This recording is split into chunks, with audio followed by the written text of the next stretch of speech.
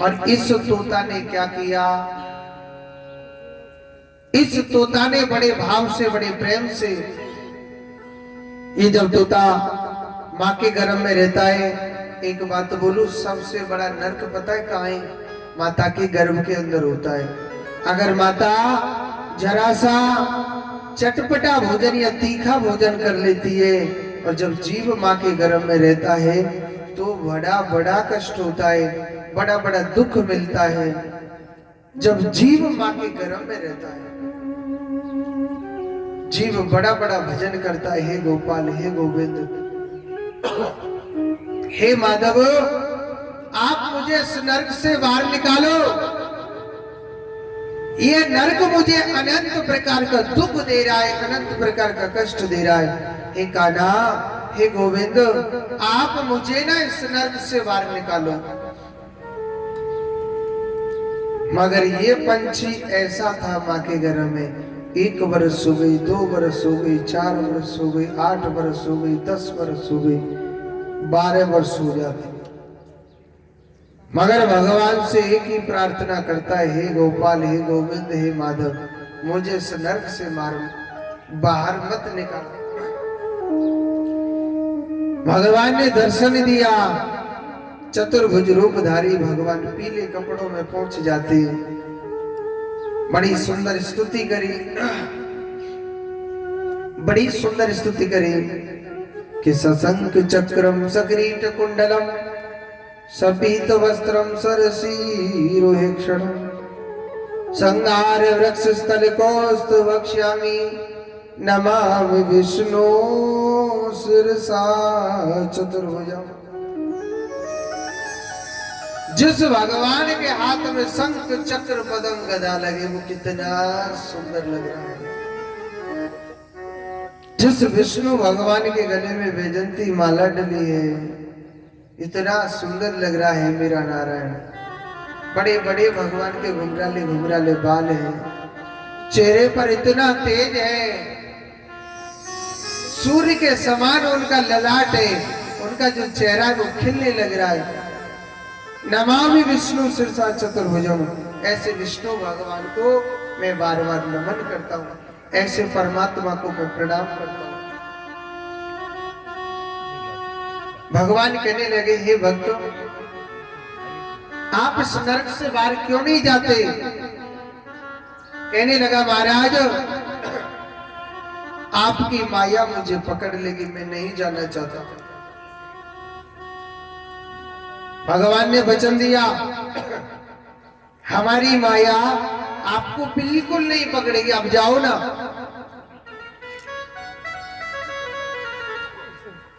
तो देखो 12 वर्ष पूर्ण हुए, इन्हीं सुखदेव जी महाराज का जन्म हुआ। और सुनो, कवियों की कुछ कहावतें कि कबीरा जब हम पैदा भये और जग हंसा हम रोए। संत कहते हैं क्या कि कबीरा जब हम पैदा भये और जग हंसा हम रोए। पूछने लगे, भैया फलाने के घर में का भयो है? लाला भयो। दुनिया बड़ी खुशी मनाती कि नहीं मनाती? अरे भैया, वाकई बड़े सुंदर भाग्य, वाकई घर में तो लाला भयो है। और हम जब छोटे से थे, जब हम रोने लगे कि कबीरा जब हम पैदा भये और जग हंसा हम रो, ऐसी करनी कर चलो हम हंसे जग रो। ऐसी करनी पता है क्या है? भगवान का नाम। अगर किसी का बेटा भजन करता है तो माँ बाप रोने लग जाते हैं, कहते महाराज हमारा तो लाला पागल है, गोदी के दारी को मंदिर में बैठो रे, माला लेके ऐसे भजन करते रे, पता ना पागल है गोदी के। हाँ, मगर एक बात बोलूं, वो पागल नहीं, पागल तो हम लोग हो गए। और कहते हैं पागल की कुछ पंक्ति है मुझे याद, इस दुनिया में सब पागल है। हाँ जी, कि कोई पागल है धन दौलत का, कोई पागल बेटा नारी का, और सच्चा पागल वो पागल है जो पागल है मेरे बाके बिहारी का। या दुनिया में सब पागल है, कोई पागल है धन दौलत का, कोई पागल हो रहा मेरे पास कितना पैसा है, कितना धन है, मेरी बराबर तो धनवान कोई भी नहीं है। कोई पागल है धन दौलत का, कोई पागल बेटा नारी का। मेरा बेटा बड़ा सुंदर है, मेरा बच्चा बड़ा सुंदर है, मेरी पत्नी बड़ी सुंदर है, मेरा ये बड़ा सुंदर है, मेरा बंगला बड़ा सुंदर है। और सच्चा पागल वो पागल है कौन? जो पागल है मेरे बाके बिहारी का। वास्तव में पागल सर्वश्रेष्ठ वही है जो कृष्ण नाम का पागल होता है। मगर दुनिया वाले समझते कि महाराज हमारो तो लाला बिल्कुल पागल हो गया। आजकल के माँ बाप पता है कैसे है, बेटा सुबह पढ़ो, शाम को पढ़ो, दोपहर को पढ़ो, चलते पढ़ो, खाते पढ़ो, सोते पढ़ो। इतनी पढ़ी लिखी वो संतान हो गई जिनके माँ बाप आज रोडों पर पड़े पड़े रोते हैं, वो संतान कभी नहीं सुनती कि पिताजी आपके क्या कष्ट है, आपके क्या दुख है। क्योंकि पढ़े लिखे हैं वो बच्चे, और पढ़े लिखे माइंडेड बच्चे तो माँ बाप की सेवा तो नहीं करते, क्योंकि वो एजुकेशन बच्चे, और एजुकेशन बच्चे माँ बाप की सेवा करते। तभी तो आज के माँ बाप दुख पाते ही भोग रहे, क्योंकि हमने वो मर्यादा नहीं सिखाई कि माता पिता की सेवा से क्या होता है, अपने बड़ों की सेवा करना क्या है। हमारे हिंदू धर्म में नियम होता है, देखो पेट भरने की विद्या पढ़ाओ, ये नहीं कि नहीं पढ़ाओ, मगर सबसे पहले अपने संस्कार सिखाओ। और सुनो, संस्कार वो सिखाता है कि पहले खुद करो। जिस बहू ने अपने सास ससुर की सेवा करिए, अपने माँ बाप की सेवा करिए, तो हमारी संतान जरूर जरूर सेवा करेगी। और आपने कभी अपने सास ससुर की सेवा न करी, अपने माँ बाप की सेवा न करी, कितनों भागवत सुन लो, अगर तुम्हारी संतान तुम्हारी सेवा कर दे तो ये मेरी गारंटी है। वेद क्या कहता है, धर्म क्या कहता है कि पहले अपने घर के देवता को मना, बाहर का घंटी बजाने से नहीं मनता है, कथा सुनने से कुछ नहीं होता है। पहले घर के देवता को मना, बाहर का तो ऑटोमेटिक खुश हो जाएगा, प्रसन्न हो जाएगा। मनाना तो चाहिए, मगर हम मनाते नहीं है। हम बाहर के देवता में ढूंढते अपने देवता को, वो कभी नहीं मिलता है। बाहर के देवता में नहीं मिलेगा, वो मिलेगा तो अपने ही देवता में मिलेगा। कर्म सबसे बड़ा प्रधान है। सुखदेव जी महाराज जन्म लिया, सुनो कितनी सुंदर स्तुति है कि यम प्रभजंत मन पे तुम पेत कृत्यम तय पायनो विरह कातर अजुहाव पुत्रेति तनम तया तरवो अवने दुस्तम सर्वभूत हृदय मुनिमान तो अस्मि। कितनी सुंदर स्तुति है कि जन्म लिया, वन की ओर चल दिए, न कोई मुंडन संस्कार, न कोई जनेऊ संस्कार। संस्कार किसके किए जाते हैं? जिसके अंदर अवगुण होता है। और सीधे चल दिए।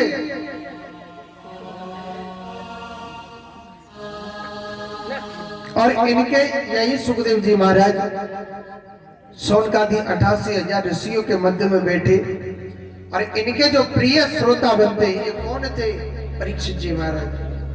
पांडु के पुत्र अर्जुन हुए, अर्जुन के पुत्र अभिमन्यु होते हैं, अभिमन्यु के पुत्र कौन होते हैं? राजा परीक्षित जी महाराज। परीक्षित जी महाराज का सुंदर राजपाट चल रहा था, उन पर एक ऋषि का अपमान हो गया था। एक ऋषि का अपमान हो गया।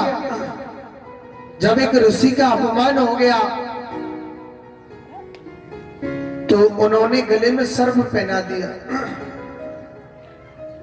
जब गले में सर्प पहना दिया,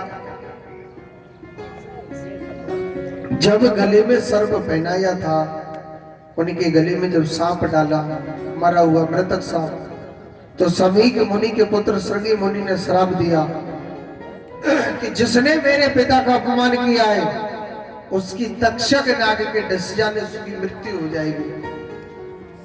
क्योंकि राजा परीक्षित के बुद्धि को कलयुग ने भ्रष्ट कर दिया था।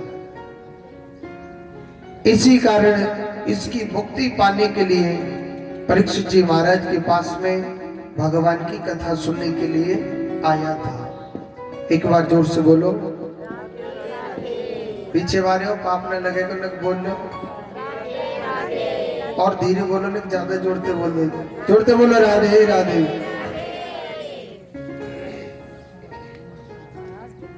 देखो आगे की कथा सुनाने से पहले मैं आपको कल की कथा बता देता हूँ। कल के दिन वामन भगवान का जन्म कराया जाएगा और कल के दिन प्रहलाद चरित्र की कथा सुनाई जाएगी, ध्रुव चरित्र की कथा सुनाई जाएगी, सती चरित्र की कथा सुनाई जाएगी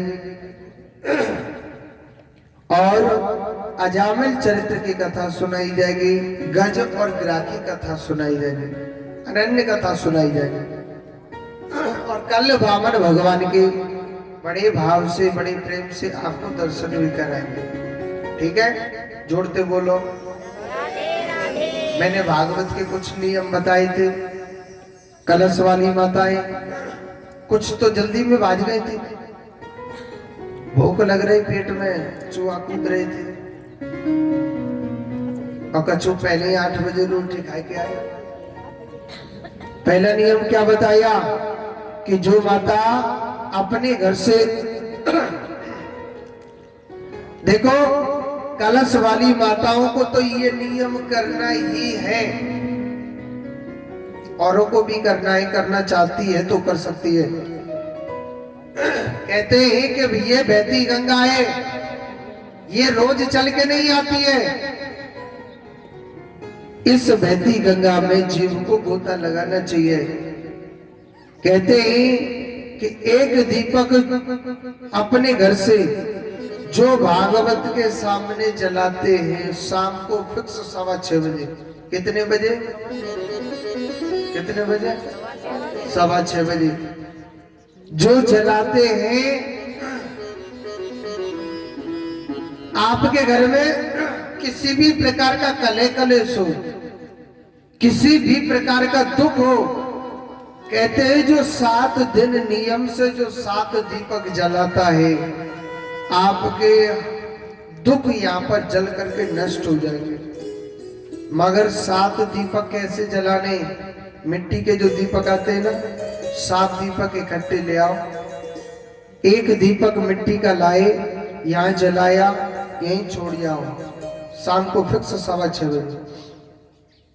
दूसरे दिन दूसरा दीपक लेके आना है। ऐसे 7 दिन तक दीपक जलाने, शाम को फिक्स 6:15 बजे। कल की तरह लेट मत आ जाएंगे, 7 बजे तक आए यहाँ। और सुनो, कम से कम नहीं है, इतना घी डाल के लाना कि आधा घंटा तक जले आपका दीपक।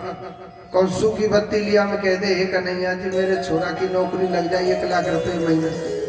सूखी बत्ती में कछु नहीं लगेगा। हाँ, सूखी में तो बस सूख हो जाएगा है। ये भागवत का पहला नियम है। दूसरा नियम, जितनी भी कलश वाली माताओं ने कलश उठाए उनको सुबह के टाइम अपनी कलश में रोज पानी डालने के लिए आना है। और सुनो, यहाँ जो डले हुए हैं ने का जो नु सेवा कर दे करो, पानी डाल दे करो, पाप नहीं लगेगा, पुण्य मिलेगा। तीसरा नियम क्या है? जो माता कहते ऐसी माताएं या पिताजी कहते महाराज हमारे गोडे टूट गए, हाथ टूट गए, महाराजन पे कछुना है।